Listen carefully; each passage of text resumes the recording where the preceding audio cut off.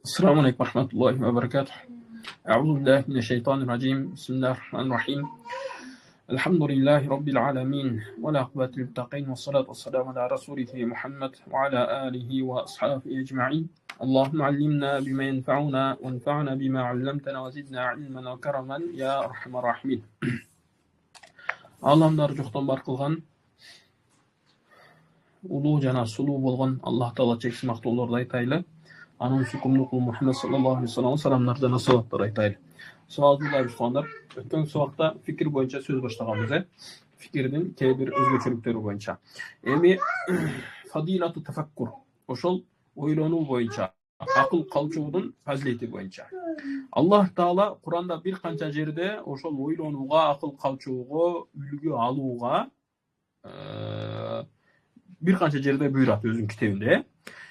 Жана дагы ошол ой жүгүрткөндөргө, жана дагы акыл калчаган адамдарга Аллах Таала мактап айтат. Мисал алганда, Аллах Таала Куранда мынтип айтат, жакшы адамдар сыфаттарын айтып, «Аллазина язкуруналлаха қияма ва qu'udan ва ала junubihim». Аллах Тааланы отурган абалда дагы, турган абалда дагы Аллах Тааланы эстеп, жана жаткан абалда дагы Аллах Таала зикир кылгандар дейт. Ва ятафаккаруна, жана дагы эмне дейт? Фи халқи самавати вал ард. Анан Аллах Тааланын жараткан асман жерлерини карап, ой жүгүрткөн, акыл калчаган адамдар үчүн. Асман жер жөнө жаралып калган жок. Асман Аллах Таала жаратты, мунун максаты бар. Мунун өзгө жараша талаптары бар, өзгө жараша кайда эрежелери бар, өзгө жараша түшүнүктөрү бар. Кээ бир алымдар айткандай, ар адам жаратылышты карап туруп, же болбосо ар бир көзүн ачканда эле Аллах Тааланы көргөнгө далил тапса болот дейт. Неге деген ар бир нерсе. Адамдын сүйлөгөнү өзүнчө керемет. Азыркыга чейин медицинанын түшүндүрмөсү жок да. Тил бар, бирок сүйлөй албай турган адамдар толтура. Акыл бар, бирок акыл иштебей турган адамдар толтура. Кулагы бар, баардыгы ден соолугу мыкты, бирок укпайт да. Көзүнүн баардык жагы иштейт, бирок көрбөйт. Аллах Тааланын кудурети, баардыгы Аллах Тааланын кудурети. Ошону Аллах Таала мактап айтып жатат. Ва тафаккаруна фи халқи самавати вал ард. Асман менен жердин жаралуусуна ой жүгүрткөн адамдар дейт. Анан эмне дейт? Ошол ой жүгүрткөндөн кийин бекер калбайт дейт да. Анан эмне дейт? Роббана ма халакта хаза батинан. Аллах Таала, сен муну Кудайым, биздин жаратуучубуз, сен муну жөн жаратканың жок. Ма халакта хаза батинан субханак. Сен мындай жөн жаратып, ойноп күлүп жөнүндө бир бейхуда болгон, эч кандай пайдасы тийбей турган нерселерди кылуудан субханак арусуң. Вакина азабаннар, Аллахым, кыяматка барганда, өзүң алдыңа барганда, өзүңдүн тозооңдун азабынан өзүң бизди сактагын деп ушинтип айтат деп Аллах Таала Куранда ой жүгүрткөндөрдү мактайт. Анан Куран билебиз, өзүнчө карамат, муажиза нерсе билебиз. Ушул жерде алымдарыбыз бир нерсени айтат да. Эмне дейт? Мусулмандарды мактады дейт. Эмне үчүн Аллах Таала ой жүгүртүүнү биринчи айткан жок? Балким эмне зикир кылганды биринчи айтты дагы, анан ой жүгүрткөндү айтып жатат дейт. Неге дегенде, зикир кылып сен Аллах Тааланы таанып, жүрөктөрүң тазалангандан кийин фикир кылсаң, же болбосо ошондон кийинки фикир адамга туура фикир алып келет. Неге дегенде, ой, акыл калчоо бул дайым эле туура боло бербейт да. Катадан болуп калат, туурабы туугандар? Ошол ойлор ката болгондуктан жаман иштер чыгат, жаман күнөө нерселер чыгат, жана башкалар чыгатчы. Неге деген дайыма ой таза боло бербейт да. Кээде бирөөгө жамандык каалап ойлойсуң, кээде бирөөнү жиркегиң келет, кээде бир нерсе кылгың келет, ушундай нерселер болот да. Бирок бул жакта, ушул жактан алымдар айтат, эмне дейт? Зикир кылып, жүрөк тазалагандан кийин ойлоно турган болсоң, сен Аллах Тааланын азаматтыгын көрөсүң. Аллах Тааланын кудуретин көрө аласың, Аллах Тааланын сулуулугун көрө аласың дейт да. Эми көрө аласың дегенде жүрөктүн көзү менен, көз менен эмес, жүрөктүн көзү менен. Сезе аласың, түшүнө аласың, ошондой сезимдерге барасың деген сөз айтат. Хасан Басри радиаллаху анху айтат: "Атафаккуру саатун хайрун мин киямил лейла". Бир азга эле ойлонуп койгон, бир аз эле Аллахтын кудурети боюнча, же болбосо Аллах Тааланын улуулугу, сулуулугу боюнча ойлонуп койгон, бул түнү менен ибадат кылганга караганда артык деди. Көрүңүздөр туугандар, эми түндөсү туруп алып ойлонгон, түндөсү туруп алып Аллах Таалага ибадат кылып, ошол ибадатында ойлонгон адам баардык нерседен абзелирээк. Эми башка ибадаттарга караганда абзелирээк, баардык нерсе ошол ибадаттар. Фудайл радиаллаху анху айтат: "Ал-фикру мир'атун турияка хасанатука ва сайyi'atuka". Fikir деген bu emne күзgü siyahtı deydi. Adamın fikri күzgü siyahtı deydi. Sağa senin жақшылықтарыңды жана жаманлыктарын көргөзөт deydi. Бул деген эмне? Siz fikiriңиz менен өзүңүздүн амалдарыңыз калчай аласыз. Өзүңүздүн амалдарыңызды биле аласыз, Вахб радиаллаху анху айтат, "Ма талат фикратун", мына кече мен сиздерге айтайын дедим го. Кийин келет дедим, ошол сөздөр келип жатат да. "Ма талат фикратун имриин qat illa ulima wa ma alima imruun qat illa amila."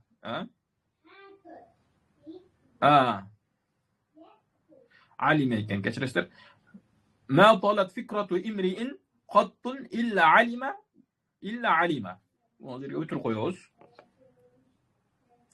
"Wa ma alima imruun qat illa amala" deydi. Endi bir adam qaysi narsani ko'p o'ylonsa deydi, oşol nersenin ilimiga jetet deydi. Oşol nerseni tushunib jetet. Oşol nersenin bunday ko'rok ilimi, ko'rok oşol boyunca ma'lumoti jetet deydi da.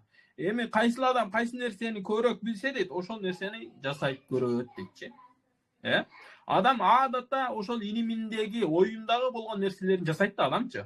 Бая бизде кыргыздар, орустар басып келгенде айтат деп кой, орустар ойго келгенин кылат депчи.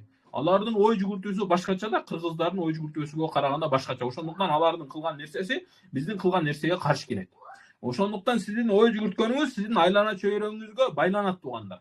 Ошол себептен айлана чөйрөңүздү Аллах Таалага каршы келбей тургандай, Аллах Таалага жакын адамдар менен орош керек адамчы. Неге дегенде, ал айлана чөйрөңүз кандай болсо, сизге ошондой ой жүгүртүүнү алып келет.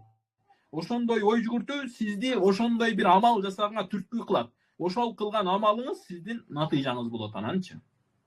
Ошого, мисалга алганда караңыз, өзүңүз деле мына байкасаңыз, бирөө эртене кечке чейин сөгүнсө, сизди сөгө берсе, siz уже oyunuz келет да, бул неге мени сөгө берет, неге деп уже оюңуз шону менен калат да, уже көрдүңүзбү? Жок эле дегенде бир күнүгө бир 10 мүнөт, 15 мүнөт убактыңызды алат, Мисалы бая бир ишиңиз жүрүшпөй калса, бир нерв болсоңуз, ошону менен ойлоп таша түшүңүзгө кирип чыгат ошол нерселер, Ошондой эле маселе да туугандар. Эгерде жаныңызда айлана чөйрөдөгүлөрдү Аллахка жакын нерселер менен, Аллахты эстете турган амалдар менен, ошондой чөйрө менен, адамдар менен үйүңүздөгү нерселерден ошондой кылып койсоңуз, эмне болот? Жакшы фикир кылганга жардам берет туугандар.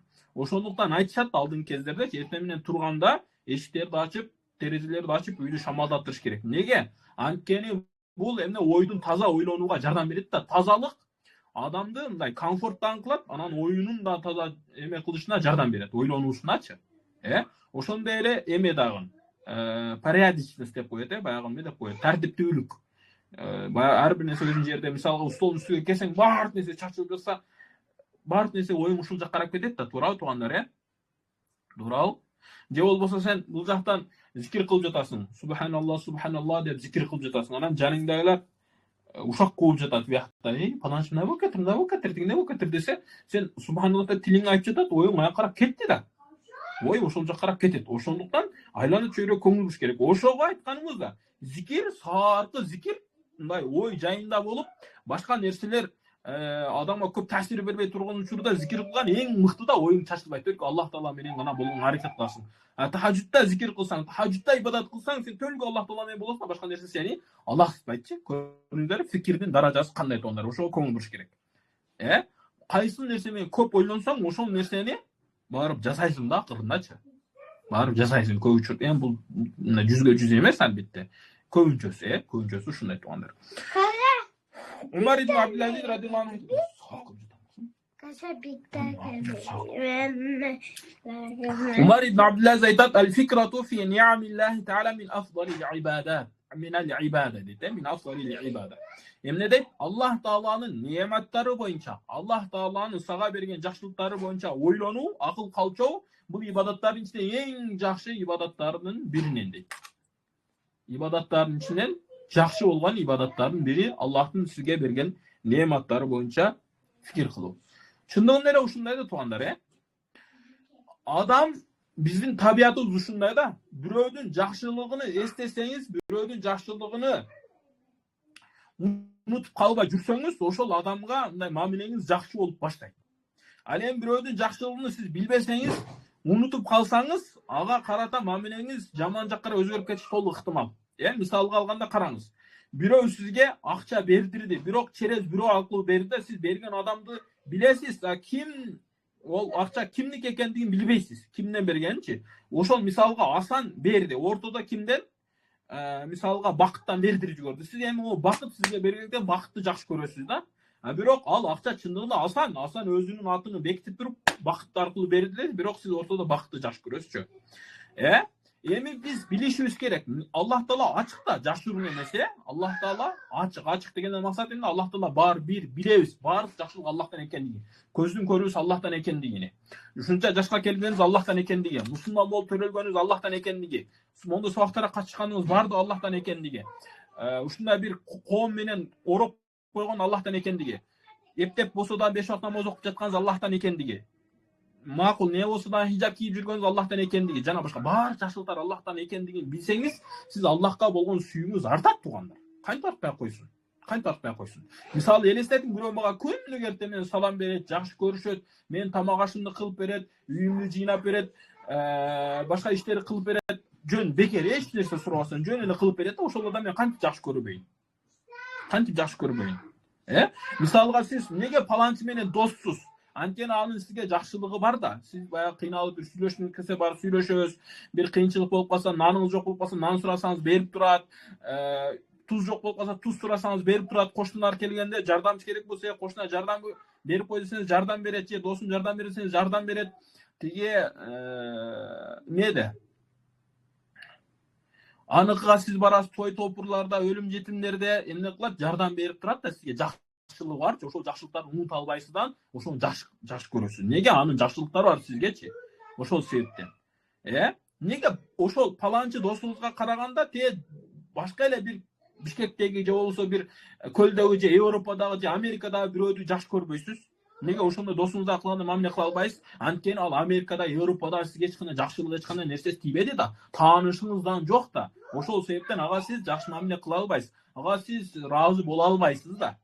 Же болбосо бирөө сизге төлкө жамандык кылган душманыңыз, аны жакшы көрө аласызбы? Жакшы көрө албайсыз. Неге? Анын сизге жакшылыгы жок да. Эми Аллах Таалага болгон сүйүүнү арттыруу үчүн, Аллах Таалага ыраазы болууну арттыруу үчүн Аллахтын жакшылык неаматтарынан эстесеңиз, сизге ибадаттардан рахат алуу жеңил болот туугандар.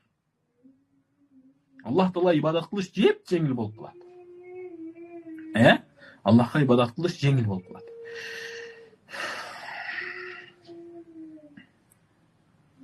وَاِنْ شَكَرْتُمْ şükürçülük de пайда болот ушул жактачы. لَأَزِيدَنَّكُمْ Аллах Таала Ибрахим сүрөсүндө айтат, وَاِنْ شَكَرْتُمْ لَأَزِيدَنَّكُمْ деп айтат. Аллах Таала шүкүр кылсаңар, Аллах Таала мындан артырып берет. Чындыгында ушундай туугандар. Бишир радиллаху анху айтат, لا تفكر الناس في عظمة الله ما عصوا الله تعالى.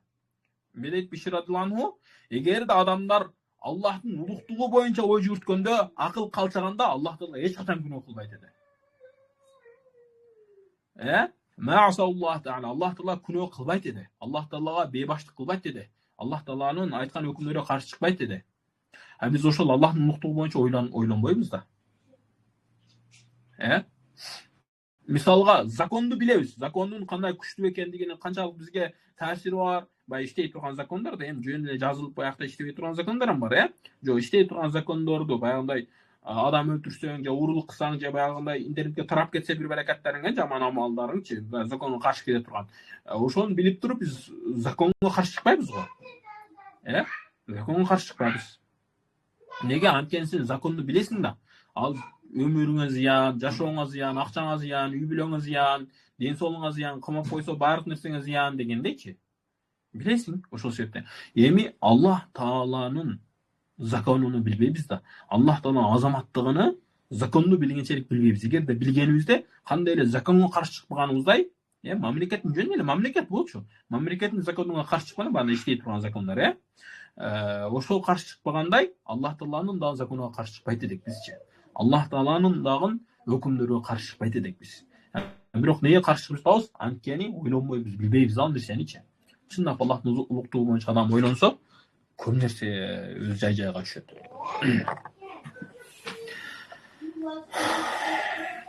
Ibn Abbas radhiyallahu anhu айтат, Ibn Abbas radhiyallahu сахаба, Ракатани maqsidatani fi tafakkurin khayrun min qiyamil leyleti bila kalbin. Ne deyt? Eki reket tefakkur menen oy жүгүртүп Аллахтын улуктугуна ошол намаздын акыйкаты менен акылны калчап окулган 2 рекет намаз түндөсү окулган түндөсү кылынган амалдарга караганда абзел, жакшы деди да. Түндөсү баягындай жүрөксүз кылынган амалдарга же болсо акыл калчабай ойлонбостон кылынган амалдарга карагандачы. Ошондуктан туугандар, негизги баягы сырткы эмелер да бизге керек. Кыймыл аракеттер же сырткы көрүнүштөрчү, адамдын топ кийип жүрүүсү, мындак жүрүүсү, тасбих көтөрүп жүрүүсү же жана башка дегендечи. Тилди кыймылдап субханаллах дегени, бирок андан да зарылы ичиндеги айтып жаткан, ичиндеги болуп жаткан нерселерге ой жүгүртүү. Неге рүкү кылып жатасың? Неге сажда кылдың? Саждада кимдин алдыга бардың? Билдиңби сен? Пайгамбар айтты ди, пенде менен Аллахтын эң жакын аралыгы, пенденин Аллахка эң жакын болгон убагы бул саждада депчи. Siz саждада Аллахтын алдында турасыз. Анан саждада тура алып карыныңыз бойлончу ойлонуп жатасыз же башка бир нерселер бойлончу ойлонуп жатасыз болбойт, Абу Сулайман радиллаху анху айтат: "Авиду a'yunakum al-buka." Эмне көзүңөргө адат кылып алгыла ыйлаганды, ыйды дейт. Акыры жолу качан ыйладыңыз Аллахтын улуктугун эстеп? Аллах Тааланын сулуулугун эстеп, Аллах Тааланын кудуреттүүлүгүн эстеп, качан акыркы жолу ыйладыңыз? Көзүңүздөн жаш чыктыбы? 1 жыл болуп калдыбы? Же орозодо кичине ыйладыңызбы? Баягында сериалдарды көргөндө бир жашоодо бир бала өлүп калса, же атабыз, же досубуз, же бир туугандарыбыз өлүп калса ыйлайбыз. Неге? Анын жашоолорун карап, башка нерселерин көрүп, жана башка дегендечи. Аллах Таала сизге кылган амалдарын карап, бул дүйнөдө кылган хикматтарын карап, ыйладыңызбы өмүрүңүздө бир жолу? Акыры жолу качан ыйладыңыз? Сахабаларга Аллах Тааланын улуктугу боюнча айтылганда көздөрүнөн жаш айланат деди да. Ошол Абу Сулайман радиллаху анху эмне деди? Көзүңөргө адат кылгыла ыйлооду деди. Бирок ый деген баягы калтакча ыйлоо эмес, же болбосо бир нерсени сагынып ыйлоо эмес. Аллах Тааланы эстеп ыйлап, Аллах Тааланын кудуреттүүлүгүн эстеп ыйлап, Аллах Тааланын улуулугун эстеп ыйлап. Мен сабак кылып жатам кызым, мына зор, зор кылып капкараңгы көп бая бар. Мариям айткан кыз, мен мындай да берем. Силер айтканды куа койдуң, аны телевизорду өчүрүп коймос.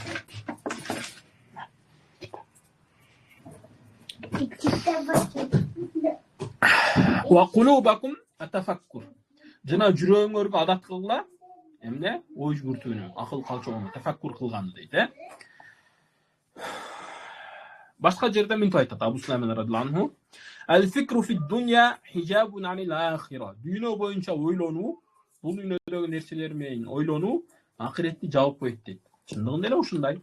Сен эртең кечке ойлонуп жүрөсүң, кантип машина аламын, кантип үй аламын, кантип авторитет боламын, кантип сонун кийим киемин, кантип мен жаңа чыккан iPhone аламын, жаңа чыккан Samsung алам, кантип мен мындай кылам, төргө дүйнө боюнча ойлоносуң. Сен эми качан акырет боюнча ойлойсуң? Сен кантип ушунун менен амалдарыңа өсөсүң?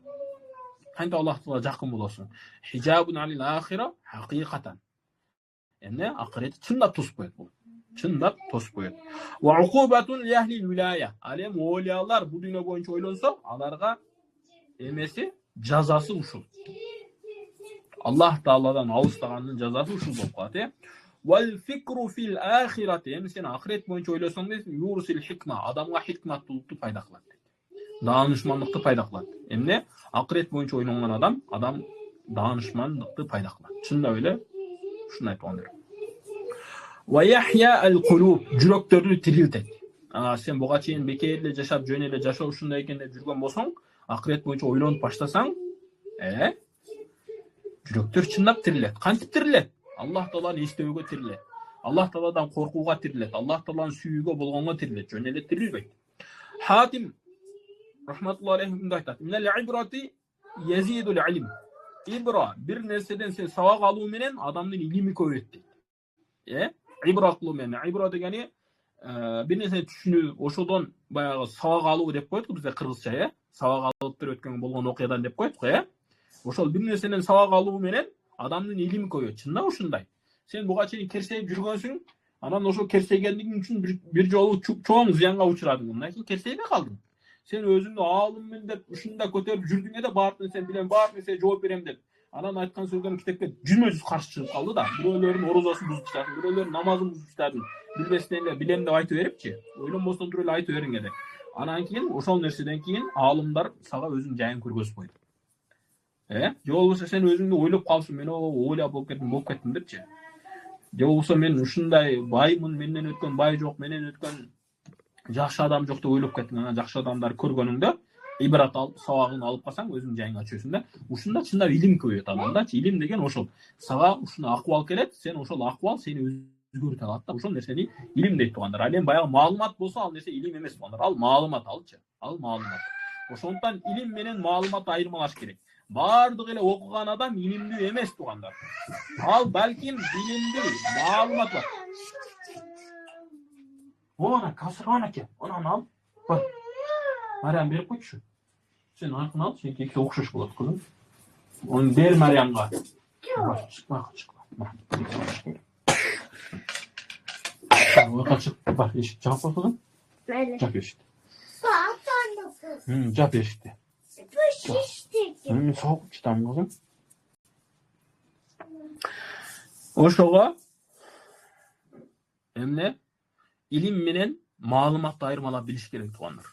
Илим деген сага акыбал, сени амалга түртөт, сени Аллах Таалага жакындатат. Аллах Таалага коркуу болгон сезимди ойготот. Аллах Таала сүйүүнү ашыктырат, көбөйтөт. Ошого ушундой айырмалап билиш керек. Бирок маалымат дагы жакшы нерсе. Маалымат көбөйтүп койгондон жакшы нерсе. ومن ذكر ومن الذكر كتيرستер ومن الذكر يزيد الحب. Ya kimde zikir kılsa, көп нерсе ойлоп жүрсө, ошонун хуп сүйүүсү артат. Мынакей. Сүйүүнү көбөйтүүчү кай дереже ушундай туугандар. Сүйүүнү көбөйтүүчү кай дереже ушундай. Ал эмне? Көп эстес,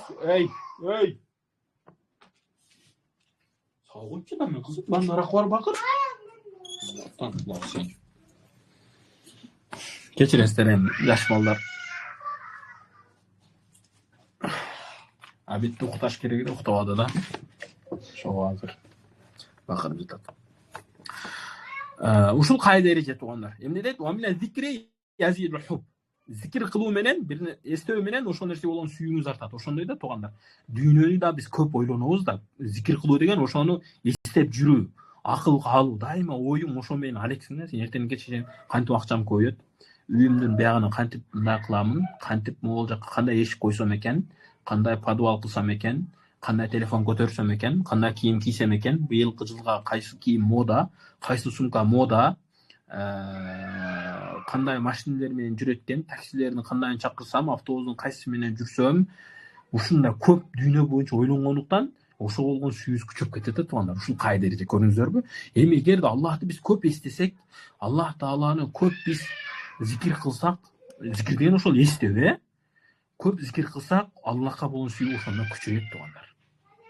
Эми Аллахты зикир кылуу бир канча нерсе менен, Аллахты улуктап зикир кыл, Аллахтан тооба кылып зикир кыл, истигфар кылып зикир кыл, Аллахты мактап зикир кыл, Аллахка шүгүр келтирип зикир кыл, Аллах неаматтарын эстеп зикир кыл, ошондон менен Аллахка болгон сүйүүң күчөйөт. Жөнөкөй жашоодо мисалдан ушундай. Баягында тоок сүйүүдө көп айтабыз го, ошол тоок сүйүүдөгүлөр ошол өзүнүн жигити деп коебуз же кызы деп коебузбу кыскасы, ошонусуну көп эстейт да. Жатканда ham турганда ham кече айтпадык, аякты караганда да ошону эске алат, бияк караганда да ошону эске алат, кыскасы ар нерседе эске алат да. Ошол нерсе сүйүүдү арттырат, барган сайын ошентип арттырат. Эми эгерде bizden Аллах Тааланын сүйүүнү кааласак, Аллах Тааланын сүйүүбүздүн күчөйүүсүнү мындан дагы жогору болушун кааласак, Аллахты көп эстешибиз керек.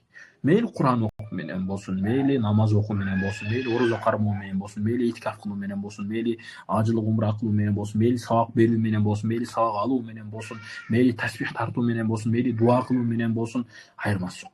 Аллахты эстөө түрү көп туугандар. Кайсыны кылсаңыз кыла бериңиз. Ошол нерсе барып Аллахка сүйүүнү арттырат. Албетте, жандай фикир менен болсо.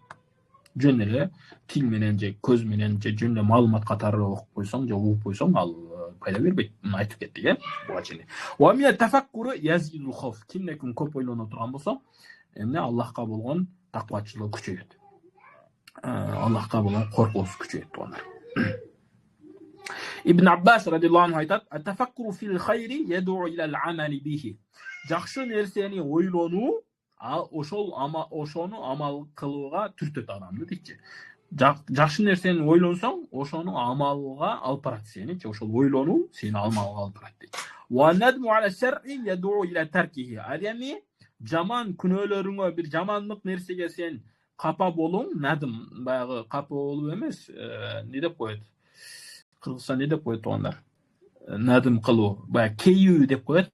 Кейүү, ошон бекер кылыпмын, мындай кейит го адамчы, дагы башкача сөздөр бар да, ондай деп коет эле. Кыскасы түшүнүңүздөр да ошон менин максатым эле. Ошондой кылуу жаман иштерге, бул эмне ошону таштаган алып барат да. Эгерде сиз баягы бир ишти жаман деп билип, ошого кейип, ушуну бекер кылыпмын, кылбасам болот эде, жаман экен, туура эмес болуп калды деп көп ойлонсоңуз, кийинкисинде сиз эске аласыз анычы. Ошол нерсени кылбаганы эске аласыз. Мисалы, жашыңызда бир ката кетиргенсиз, ошол нерсени сиз кейигенсиз, ошонун себебинен зыян тарткансыз, ошонун себебинен өкүнгөнсүз, мына өкүнүү деп коет. Өкүнгөнсүз, эми аны азыркыга чейин кылбайсыз да.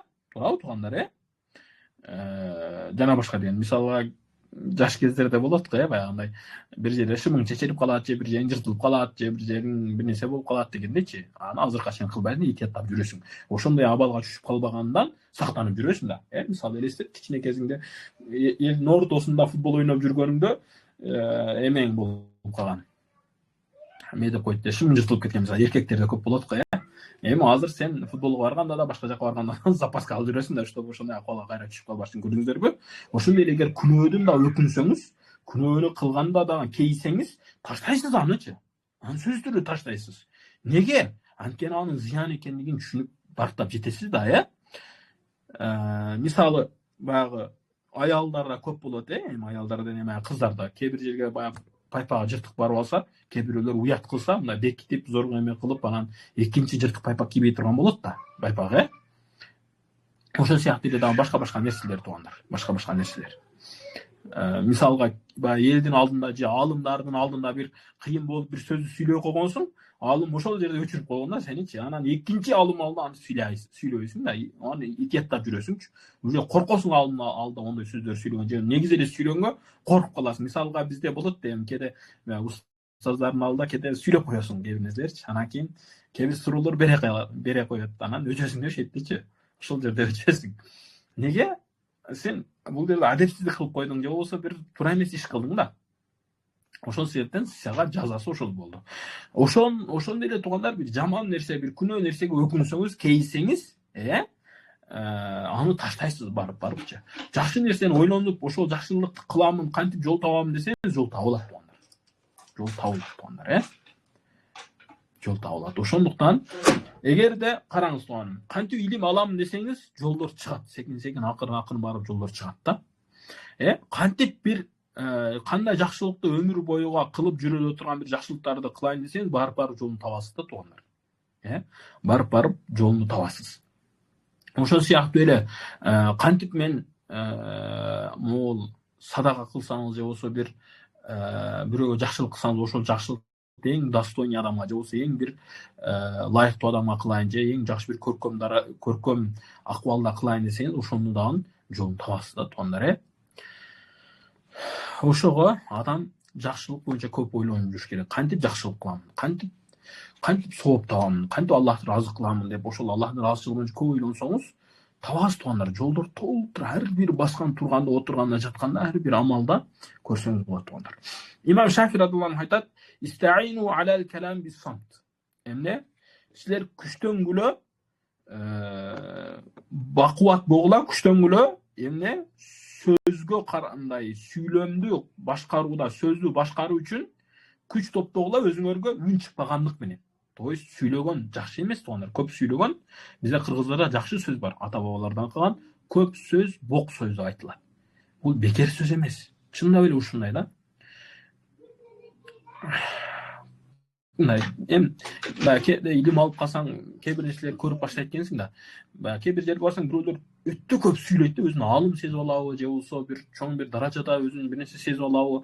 Сүйлөгөн сөзүнүн 99% ката да. Ошончол деңгээлдечи, бирок токтобойт, ошол сүйлөй берет жана башкачы. Негизи эле туугандар, акыйкат аз элечи.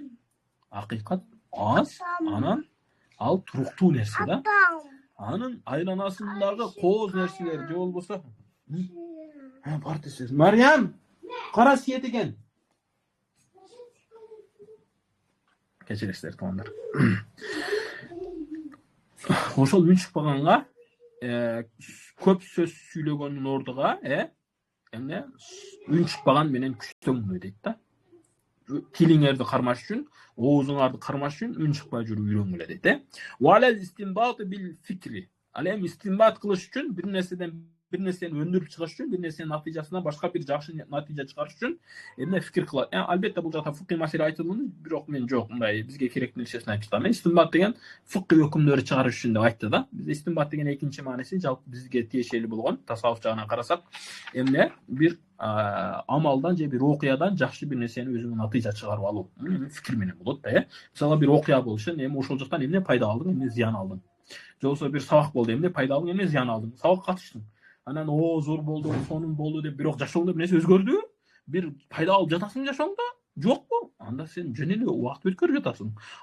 Зор болду деп, сен ошол убакта угуп койдуңда, бул жөн эле кулак менен угуп койдуңда, сен ойлонбодуң ошондочу. Мен монол айтылып жаткан сөздөрдөн неме пайда алайын, жашоомду кантип өзгөртөйүн, кантип мен жакшы жакка карап бурулайын, кантип мен Аллах Таалага жакындайын деп жашооңо пайдап келбей жаткан болсо, сен значит ойлонбостон эле угуп койдуң ал сабактардычы. Деп ошол айтылып жатканда деп оозумду ачып койдуң, болду да. Бул баягындай эле бир эме да. Маселе да, бир адам баткакка түшүп калды дейли. Баткакка майтыга келип калды. Анан бирөө келип жардам берип чыгарып койду. Чыгарып койсо, ал эмне кылды? Мен чыктым, бүттү, жакшы болду дейт, баары кайрадан баткакка түшүп калды. Бул адам ойлонгон жок да, мунун акылы жайында эмес. Буга кичине жетишпейчи. Неге? Сени баткактан чыкты, баткакка түшкөнүңдө сен шөйтөн сабак алышың керек, өзүңө бир пайда зыяны билишиң керек. Сен өшөйдө калып калганда өлүп калат элең, баягы адам келип жардам бербегенде, туурабы? Эми сен чыгарып койгондон кийин кайра барып ошол жерге эле сайылып калганың, барып ошол жерге эле кайра баткакка батып калганың акылдуу адамдын иши эмес да. Сен ойлонбодуң ошол баткакта турганда, баткактан чыккандан кийин ойлонбодуң, кайра түшүп калсам адам келбей калышы мүмкүн, чыга албай калышы мүмкүн, өлүп калышы мүмкүн, ойлонбодуңбу? Ошондой эле могу сабакты эмне окуп жатабыз? Жөн эле сонун нерсе экен, зор экен, тасаввуф деген ушундай экен деп жөн окуп жатабызбы? Жок, жашообузду өзгөртүш үчүн окуп жатпайбызбы? Аллах Таала жакындайын деп аракет кылып жатпайбызбы? Кана жакындаганың? Канеке, кайсы амал менен жакындадың? Сабакка 3-4 ай болуп кетти. Эмне пайдалар таптың? Пайда таппаган болсоң, жөн эле значит ой жүгүрткөнүң жок. Сен өзүңө сабактан пайда ала албадың да. Жөн эле убакыт өткөрүп жатасың. Андан көрө барып сен көчөдө бирөөгө жардам бергениң жакшы, же барып башка бир жакшы амал менен ареттенгениң жакшыраак болот. Чем бул жерде отуруп алып деп койгондон көрө.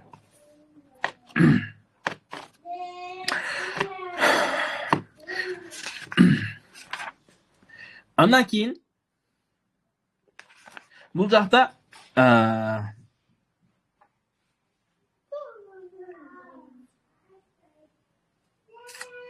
bir nерселер айтты. Алар кой турайлы. Ва факкир кабла ан та'зам дейт. Же болсо та'зам. Сен ойлоңун дейт. Баягындай өкүнүчкө түшүп калардан алдың дейт да. Өкүнүчкө түшүп калардан алдың ойлоңун.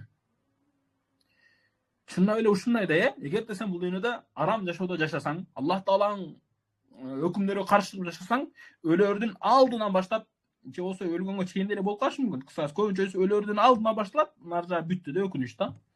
Өкүнүч болуп калат. Жок эле дегенде, эгер мусулман болуп өлсөң, эмне тозокко түшүп калсаң бир 5-6 миң жылда наржа, эми Кудай билет канча жыл экенин, Аллах өзү билет. Ошондой өкүнүч болуп калбаштык үчүн. Сен бир ишти кылып жатасың. Ошол ишти кылардан алдың ойлоносуңбу? Машина алып жатасың, же болбосо үй куруп жатасың, же болбосо бир үйлөнүп жатасың. Үйлөнүп жатканда ойлоносуң, мен могул кызга үйлөнсөм, бул кыргыз экен, же болбосо мына паланчынын кызы экен. Бул мага мындай пайдасы болобу, зыяны болобу? Эгер бул кызды алсам, жашоомда мындай болуп кетеби, же мындай болуп калат деп ойлонуп тургандан үйлөнөсүң. Көчөдө бар бир бомушка үйлөнө албайсыңбы?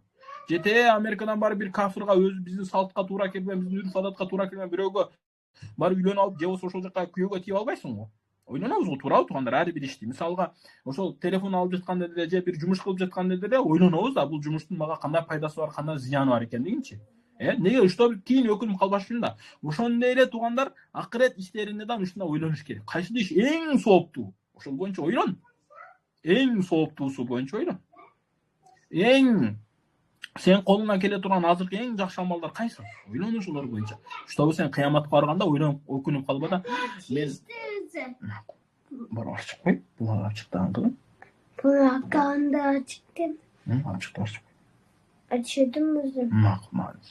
Эшке алып кызым, мен салып.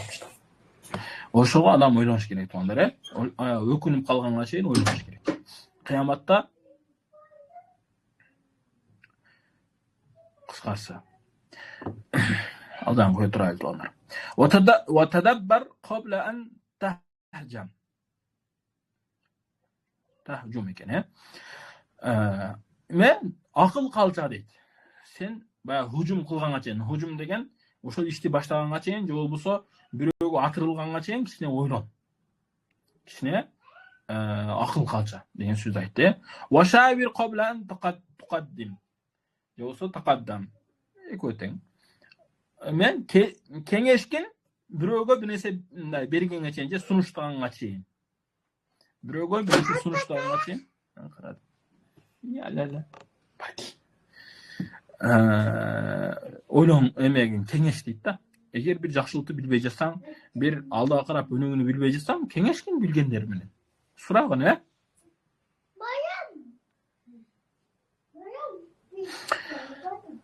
Al-Fada İmam Gazali radıyallahu anh aytat, eğer adashmasam, İmam Gazali radıyallahu anh aytat, Al-Fadailu arba'un. 4 özgöçö fazilet bar deydi. 4 толтура fazilet bar. Бирок азыр бизге сабак боло турган 4-өсү деп жатат, Биздин темабызга тиешелүү болгон же азыркы биздин айта турган сөздөргө тиешелүү болгон 4 бар дейт. Ихдахума al-hikma. Биринчиси даанышмандык. Даанышмандык чоң fazilet туугандар. Бардык адам эле даанышман эмес. Даанышман адам бардык жерде даанышман туугандар. Ар бир нерседе. Wa qawwamuha al-fikra. Эми даанышмандыкты күчөйтө турган нерсе бул фикра, ой жүгүртүү. Ой жүгүртүп кыласың да, мен мону кылсам пайдалуу зыян жанама. Бул нерсени кылыш жакшы жаманбы? Wa thaniya al-iffa. Эмне? Иффа деген тазалык. Кыргызчасы не болуп калат? Иффа, мээримдүүлүк, ак көңүлдүүлүк, тазалык, мындай абройлуулук ушул мааниде, иффа деген мындай түзмөсү которо албай жатам. Ушул мааниде мындай тазалык, мындай иффа, элдин алдына ыззаттуу даанышманга окшош адамдар бар го, Иффа, абройлуу, абройлуу дегенде мындай элдин алдына авторитет эмес, мындай таза күнөөкөр эмес адам да, кыскасы, Эми wa qawwamuha fi shahwa. Эми ошону сен иффаны, тазалыгыңды, абройлугуңду кантип күчөйтөсүң десе, шахва менен. То есть шахва менен деген эмне? Шахваны жеңип күчөйтөсүң. Шахванын үстүгө чыксаң, то есть шахваны жеңсең, күчөйөсүң дейт. Wa thalithu al-quwwa. Үчүнчүсү бул күч дейт, Wa qawwamuha fil ghadabi. Жинин келгенде ошол нерсе менен күчөйт. То есть жинин келгенде баса билген, Бизде пайгамбарда хадис айтылат го. Баягы согушта адам өлтүргөн же болбосо баатыр, баягы билеги күчтүү болгон адам күчтүү эмес, балким жини келгенде жинини кетирген адам күчтүү деп пайгамбар дедик ошол хадис туугандар. Wa rabiatu al-adl. 4-нчүсү эмне? Адилеттүүлүк. Билебиз мунун пайдаларын. Aqwamuhu fi i'tidali quwwa an-nafs. Эмне? Муну эмне күчөндүрөт десе, нафсти күчтөндүрүү. Ошондой i'tidal болуу дейт. Кийинкиси хакыйкатул фикр ва самаратихи. Фикир деген кандай десе, туугандар, жана анын пайдасы десе кандай десе, туугандар, фикир тафаккур кылуу же болбосо могул нерселер менен камтылат. Биринчиси мисалда, муну мисал менен түшүндүрөлү. Мына түзмө түшүндүрүү айдасы жокчу. Мисалы, сен бирөөдөн эситтиң да, акырет жакшы деген нерсеничи. Же болбосо акырет жакшы дегенди сен эситтиң. Анан ошону сен артынан амал кылдың акырет үчүнчү. Ошону өзүңө бекем туттуң. Ушул нерсе таклит деп коет. Сен ошол биринчи маалыматты алдың, анан ээрчидиң. Ушул нерсе сага акыреттин абзелдигини бир аз буста түшүндүрөт. Анан экинчиси, сен акыреттин улуу экенин билгенден кийин өзүң акыл калчап көрдүң да, акылыңа салдың. Чындап эле акырет, мен Аллахка ишенем, акырет бар. Акырет деген ушундай, ал жакта сурак жооп болот. Муякта кылган амалдарыңдын жакшы жаманын көрөсүң деп ойлондуң дагы чындап жүрөк менен ишенип, ошого бекем болдуң туугандар. Ушул нерсени тафаккур деген ушул менен билет. Андан кийин сен ушул жактан өкүм чыгардың, же болбосо жыйынтык чыгардың, акырет эң абзел, бул дүйнөгө караганда жакшы деген жыйынтык чыгардың туугандар.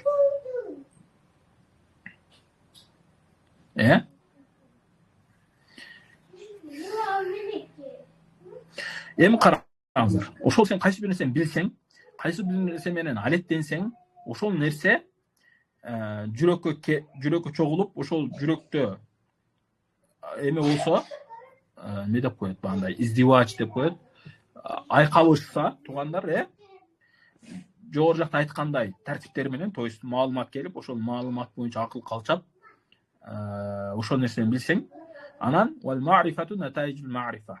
Бул деген не болот десе, сен баягы билимдин артынан, же болбосо ошол кээ бир маалыматтын артынан чоң бир мa'рифага, ошонун акыйкатыга жеттиң да. Башында сен жөн эле угуп жүрөт эдиң. Анан кийин ойлондуң, алга болгон акыл калчадың. Анан кийин эмне чындап сенга келди, уже акыйкат келди, чындап акырет улук, же чындап намаз окуш керек, чындап хижаб кийиш керек деген сыяктуу мa'рифа түшүнүк келди. Ушул мa'рифа менен сен анын үстүгө дагы акыл калчайт турган болсоң, ошол билимдин үстүгө дагы акыл калчап, дагы ойлоно турган болсоң, уже кийинки натыйжалар чыгып кетет. Азыр биз бир маалымат болду, ошонун артынан дагы бир маалымат чыкты да, ушул эки маалыматты коштуруп, үчүнчү маалыматты пайда кылдык. Ал маалымат пайда кылгандан кийин, могу үчүнчү маалыматты дагы ойлонусок, мына үчөөнү бирге кошо турган болсок, анан бизге төртүнчү маалымат чыгат. Ушинтип фикир токтобой кете берет туугандар. Мисалга сен акырет бар деп эчтиң, анан кийин ойлонуп изденип көрдүң, анан чындап акырет бар экенин билдиң. Анан кийин дагы акырет бар экенин билгенден кийин, ал акырет не, кандай экендигин ойлондуң, аны изденип карасаң, акырет улуу нерсе экен, акыйкат нерсе экен. Ойлонгондон кийин акырет деген нерсе жакшы же болбосо жаман, ал жакта жооп берет экен деп, значит сен эмне акыретке даярданыш керек экен. Даярданганда эмнелер менен даярдың, жакшы амалдар кылсаң, ушинтип сизден да маалымат көбөйүп, акырын кете берет.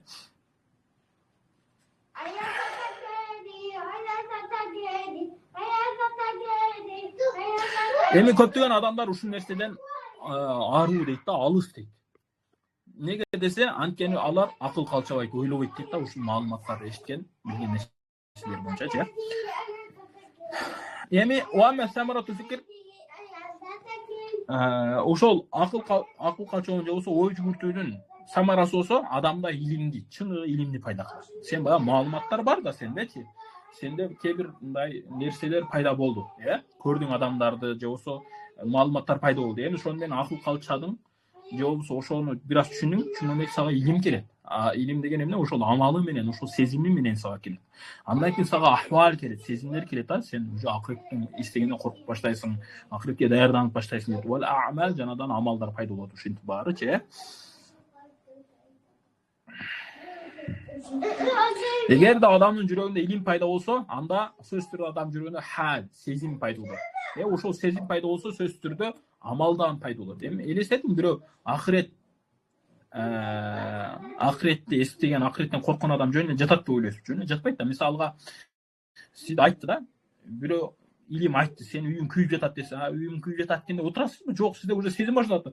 Үйүм күйүп жатат деп уже сен ойлонуп, сезимдер пайда болот да, үйүм күйүп кетти, баардыгы күйүп кетти, жарымы күйүп кетти, эми каякта жашайм, үйүмдө акчам бар эде, документим бар эде, балам бар эде, себем бир нерселер бар эде деп эме болосуң да. Акыбал келет, акыбалчы сезим келет ужечи сага. Анан кийин сен жөн эле отуруп эле, жок барып өчүрүүгө аракет кыласың да, чуркайсың да үйүңө карап, туурабы туугандар, Ушундай нерсе. Көрдүңүздөрбү? Ушул очерет менен ушундай болуп кете берет туугандар.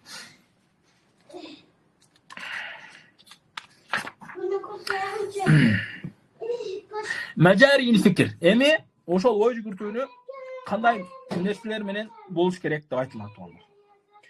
ой жүгүртүү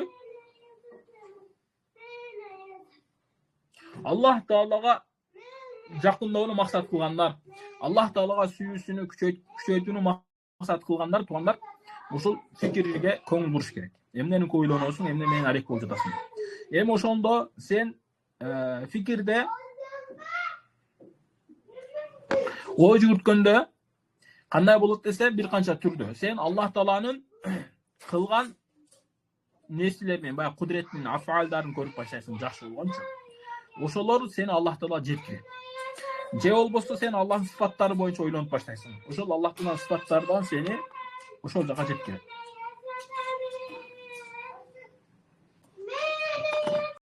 Эми эгерде сен Аллах Тааланы жакшы көрөм деп айтып, же болбосо Аллах Таала жеткенди каалайм деп айтып, мындан башка нерселер менен аректенип ойлонсоң, значит сен эмне Аллах Таалага жакындабайсың, туугандар.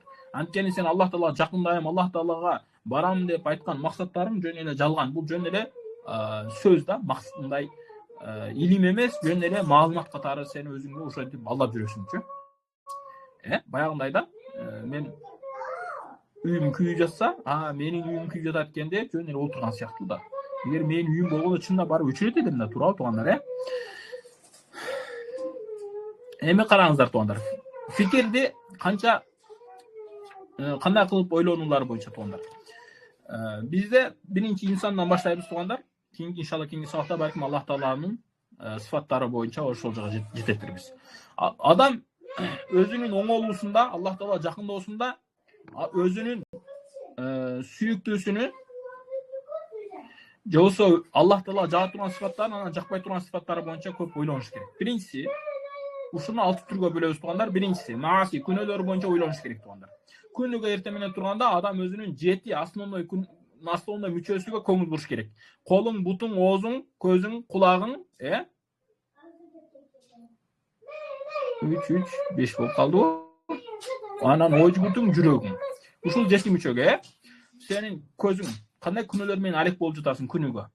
Эркектер караган болбойт эт, телевизордон, телефондон ачып алып карап жатасың.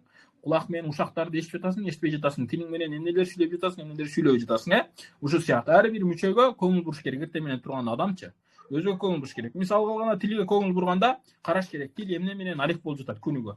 Жөн бекер сөздөр сүйлөп жатабы, же Аллах зикир кылып жатабы, дуа кылып жатабы, бирөөлөргө дават кылып жатабы, Аллахты улуктап жатабы, же улуктабай жатабы? Же жөн эле бир болор сөздөр менен өтүп жатабы, же гыйбат менен өтүп жатабы депчи. Анан Куран окуп жатамбы, хадис окуп жатамбы, дуаларды окуп жатамбы, же башка нерселер кылып жатамбы? Ушул нерсеге көңүл буруш керек. Тил менен ушундай кылганда, Андан кийин көңүл бургандан кийин, ошол күнөөлөргө же тилдин кесепеттериге көңүл бургандан кийин, анан ойлонуш керек. Кантип эми арыламын? Баягы санадыңыз да, өзүңүз санап койдуңуз. Мондой нерселерим бар экен тилде. Эми ошону кантип арылам? Ошонун арылам деген ойлорго алып келип эми караш керек. Кантип кылам? Эми могул гыйбат кылат экен, ушул адам алдыга барсам эле гыйбат башталып кетет. Барбайм. Азыр кылыш керек адамдардын алдыда, Баягындай күнөөлүү жерлерге барбаш керек, ошондой сөздөр боло турган жерлерге барбаш керек. Аллах Таала жаман көрө турган сөздөр сүйлөшкө, мен сөгүнөм. Мондой сөгүнгөн аял кишиге болбойт. Эркек кишиге да болбойт. Мусулман адам кантип сөгүнөт? Мен бирөөнүн энеси деп сөгүп жатам, атасы деп сөгүп жатам, бирөөнү эмнеңди урайын деп сөгүп жатам, жана башка деп сөгүп жатам, Ушуну токтотоюн, кантип токтотом? Кой, ушул сөгүнгөндү таштайын, жакшы сөз айтайын, анан көрүп дуа кылам. Мен каргаймын. Балам өлүп калгыр деп каргаймын, жок болуп калгыр деп каргаймын, бактысыз болгур деп каргаймын. Ошону көргө кой, ушулар жакшы сөзгө алмаштырайын, каргабайын, анан көрүп дуа кылайын, Ал болуп кеткир, кар болуп кеткир деп айтайын. Мисалы да. Ошон ар бир сөз, ар бир нерсенин өзүнүн эмеси бар да, дарысы бар да, ар бир оорунун өзүнүн дарысы бар дегендейчи. Муну айтып кетпедик буга чейинки маселелерде да. Эгер таза болбосо, анда азыр кылыш керек. Азыр деген эмне? Таштап алыс болуш керек. Эгерде бул нерселердин баары колго келбесе, оозго таш салып жүрүш керек. Таш же болбосо ошол жаңгак же ушундай нерсе менен. Неге дегенде, ошол сен сүйлөйүн дегениңде, ашыкча көп сөз сүйлөйүн дегениңде, ошол жаңгак сага тоскоолчулук кылып, балким ошол менен токтолуп атсың да. Ошол сага эскертме болотчу. Билесиз, Абу Бакр радhiyallahu anhu сахабалардын бир канчалары оозуна таштар салып жүргөнүн. Мисалга, кулагына ойлоnuş керек. Күнүгө мен кандай сөздөрдү угуп жатамын? Бул сөздөр менин жүрөгүмө прямо барып жатапбы? Ушул нерселер менен мен зыянга тартып жатам, жаман жактарга жолугуп калып жатам деп. Мариям, кызым, секин, эч жагып кой. ошолорго көңүл бурушат. Ошондой эле курсагына мен тамактарым адал тамак болуп жатабы же арам тамак болуп жатабы, ичип жаткан суум, жеп жаткан тамагым баары зикир менен болуп жатабы, зикир менен тамак кылып жеп жатабызбы же жөн эле тамактар жеп жатабызбы, суулар ичип жаткан суум дем салынган суубу же жөн эле суубу, ошонун баардыгына көңүл буруш керек. Эгерде анан көңүл бургандан кийин, ойлонгондон кийин анан эгер кемчиликтер болсо аны турлаганга аракет кылыш керек да. Ушундай баардык нерсе, көздүкүнү, буттукуну, колдукуну, баардык нерсе, жүрөктүкүнү, уйрукун жана башка дегендей баардыгын. Андан кийин экинчи нерсе таат, ибадаттары боюнча ойлонуш керек туугандар адамдар. Мен кандай ибадаттардан кылсам болот, кандай ибадаттардан дагы көйтсөм болот, кайсы ибадат менен кошсом болот. Мисалга менде кулагым бар. Кулагым менен күнүгө мен окуша барамын, бияка жумушка барам, ошол жумушта жөн эле жүрөм. Ошонун ордуга бир магнитофондо же болбосо эмеден наушник алып туруп, ошону менен алдымдагы сабагын эшитейин, же Куран эшитип барайын, же болбосо жакшы бир окуяларды эшитип барайын, же онлайн китептер бар, ошолорду эшитип барайын деп аракет кылыш керек да. Тилим бар, Куран окуй алат, зикир кыла алат. Неге ошого иштетпей жатам? Кантип иштетсем болот? Кандай кылсам мен дайыма ушундай зикир менен жүрөм? Кандай кылсам мен дайыма Аллахты улуктап жүрөм? Мен дуа кыла албайм, канткене жакшы дуа кылганды үйрөнөм. Мисалы да мен Куран жатаган эмес, канткене Куран жатайм мисалы да.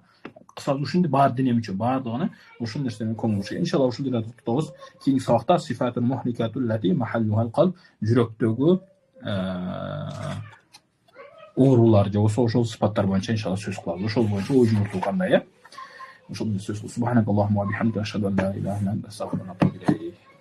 Суроолор болсо айтсаңдар болот. Болсо